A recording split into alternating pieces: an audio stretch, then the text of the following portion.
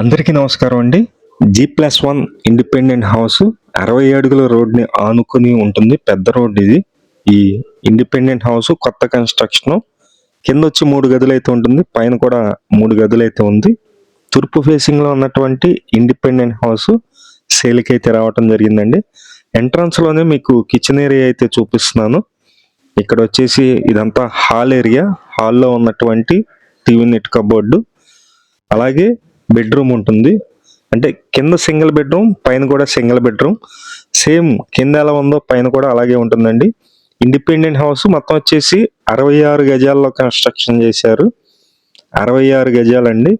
ఇక్కడ water connection, drainage connection, అన్ని వస్తువులు ఉన్నటువంటి లొకేషను విజయవాడ సింగినగర్ అండి. కార్పొరేషన్ పరిధిలో ఈ ఇండిపెండెంట్ హౌస్ అయితే సేల్కి రావడం జరిగింది.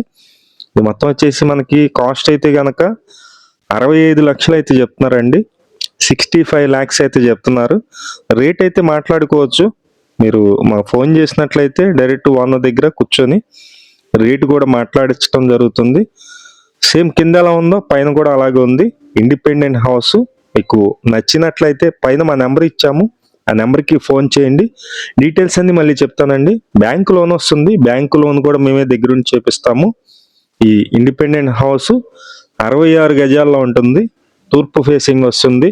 ఇంటి ముందు 60 అడుగుల రోడ్డు ఉంది. G+1 house.